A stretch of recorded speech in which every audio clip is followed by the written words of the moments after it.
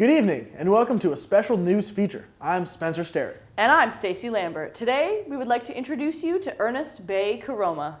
Inaugurated in September 2007, Koroma is the president of Sierra Leone, a small West African country currently notorious for its 2014 outbreak of the Ebola virus.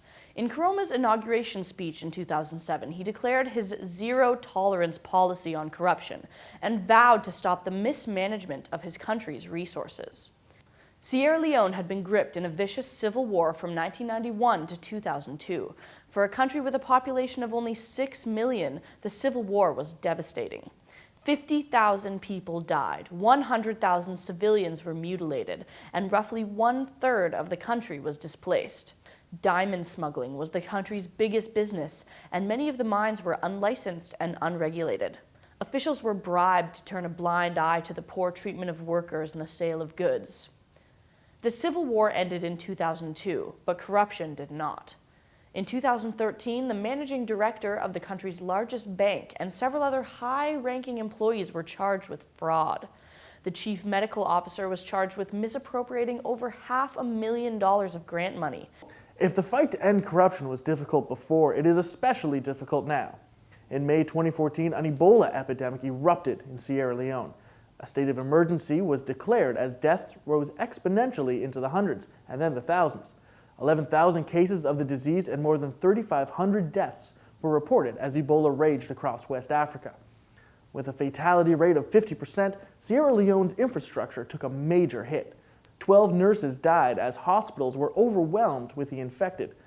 The borders to Guinea and Liberia were closed, and this stymied Sierra Leone's economy, which relied heavily on the trade of goods with neighboring countries.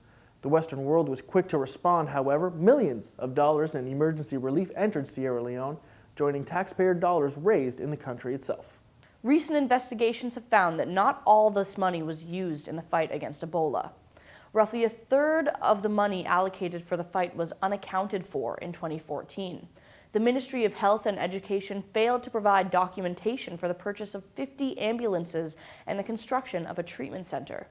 An Al Jazeera report found that many of those who were quarantined did not receive proper supplies during their time in isolation. Some families had to rely on rations of rice for weeks, prompting a World Health Organization coordinator to say that the quarantined food distribution system is broken.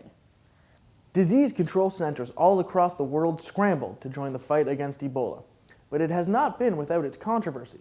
An ethical debate was ignited when the World Health Organization announced that it was ethical to use untested vaccines in the fight against Ebola. The normal testing period for a vaccine is anywhere between 3 and 5 years, but the severity of the Ebola justified the use of untested vaccines. One of the largest issues when testing vaccines in disease-affected areas of Africa is that there's a significant language barrier, and the vaccines are often given without consent of the patient. Untested vaccines have been a major source of conflict in Africa. In 1996, the Nigerian city of Kano was the site of a major pharmaceutical incident. The drug conglomerate Pfizer tested a new meningitis antibiotic called Trovan. In a clinical test, they gave 100 children Trovan and another 100 children a lesser dose of the gold standard treatment.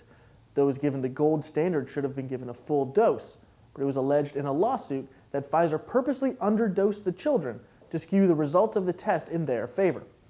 Trovan was known to cause joint damage, abnormal cartilage growth, and liver damage.